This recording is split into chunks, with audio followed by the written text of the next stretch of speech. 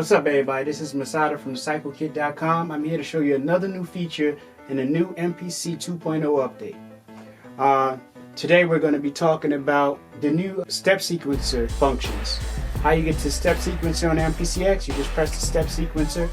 Now, if you don't have an MPCX, how do you get into step sequencer if you only have a live or a touch? You just press your menu button and it'll be right here on the side. Alright, so here I have a simple trap sounding hi-hat sequence. Okay, so now with this update, you can now use the Q-links to adjust the velocity. Each Q-link knob corresponds with its adjacent pad. For instance, Q-link 1 corresponds with pad 1, Q-link 2, pad 2, Q-link 3, pad 3, Q-link 4, pad 4, and so on.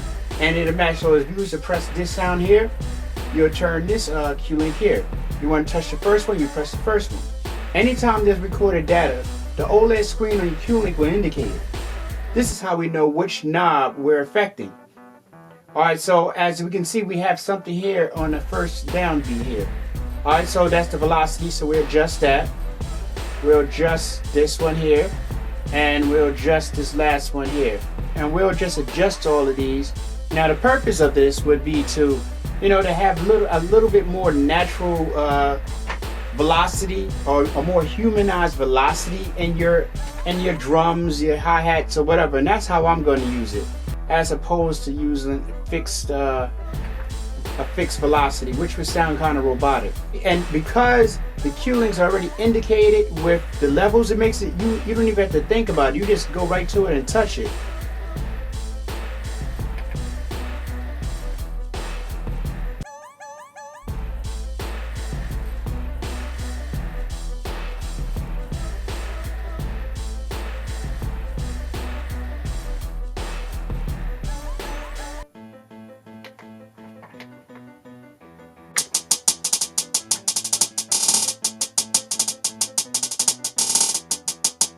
Alright, so I don't really like that too much, what I just did here, so I go here and adjust that. And again, because the Q-links indicate what you're touching, I know that I want to turn this down here, this bar here that's very loud. I know it's indicated right here on the OLED here, so I know that that's what I want to touch. Alright, so let's play it back. Okay.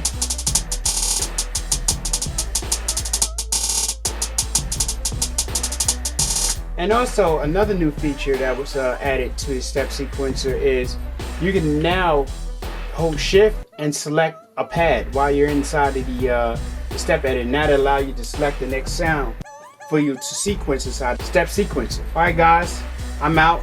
This is Masada again for CycleKit.com. Go to the site, download your kits, please subscribe to my YouTube channel. Respect.